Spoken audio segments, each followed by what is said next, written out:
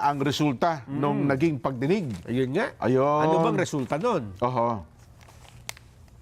Sabi niya, parang mayroon daw atang malinaw na paglabag sa karapatan ng dating Pangulong Rodrigo Duterte. Meron nga Oo. Mayroon Ang ba tayong... conclusion ng komite, Yan.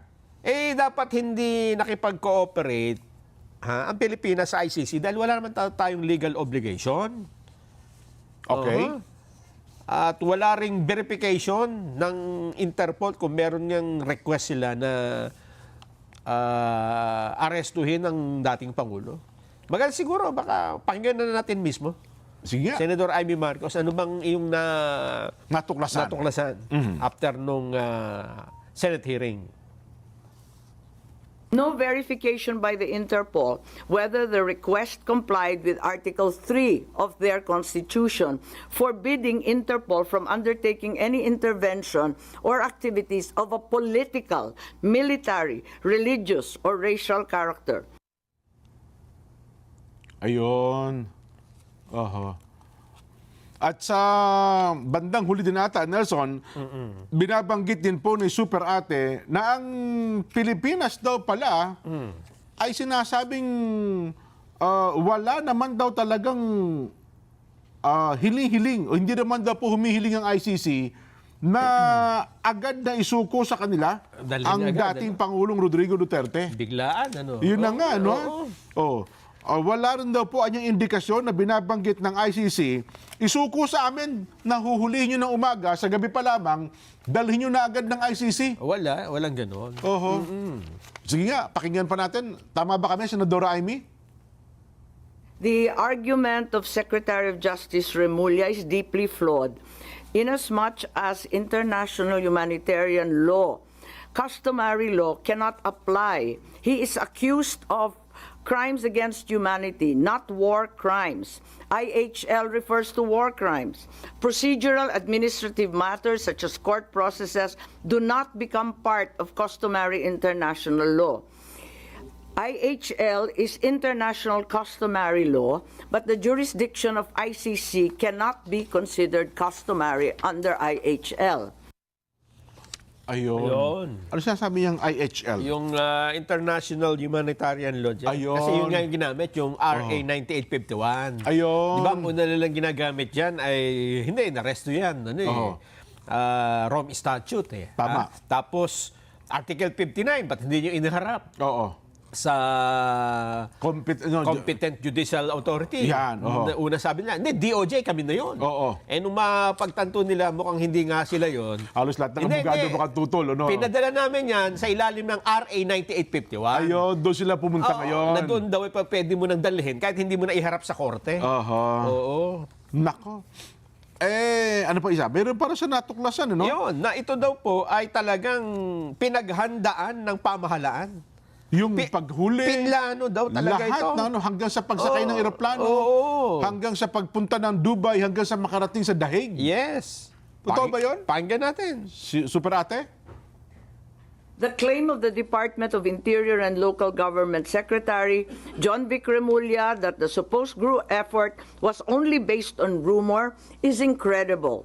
This attempt to cover up what was already aired on media and what had already come to pass was an indication of a comprehensive plan to arrest the former president already being in place even before the date indicated in the ICC warrant of March 11. Ayun. Nako. So, ang titindi pa mga statement na ito ni Super Ate, ha? Kaya ang sabi niya, Jen, palagay ko. Ano ang naging konklusyon sa rekomendasyon ni Super Ate? Ang kanyang konklusyon, naku, nagagalit na sa akin si Bongbong. Ganon? Nagagalit na. Sige nga, pakinggan natin. Baka sabihin nyo, hindi yan ang kanyang naisip eh. Super Ate, anong pakiramdam mo kay Pangulong Bongbong Marcos?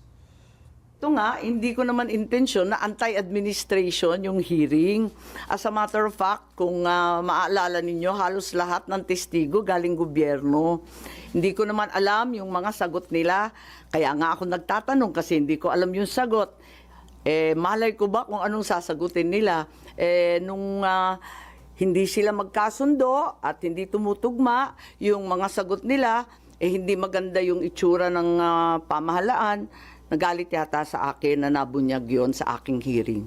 Hindi, matagal na kami hindi masyado nag-uusap, maraming humaharang, matagal na. Oo. Nakikita ko lang pag public events. Oo. At saka mabilis lang yon, maraming tao, ganun. Yun. Hindi naman daw niya intensyon. At ganun lang kinalabasan di ba? Aha. Yun ang mga isinagot So wala siya magagawa. Pero ang sabi ng Malacanang, wala naman. Hindi naman,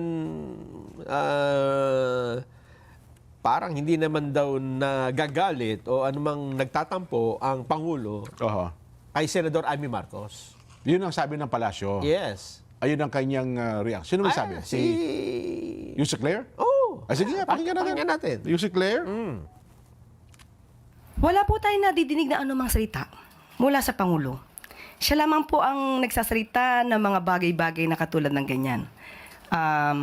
Siguro yan po yung kanyang pananaw. Pero sa Pangulo po, wala po tayong madidinig.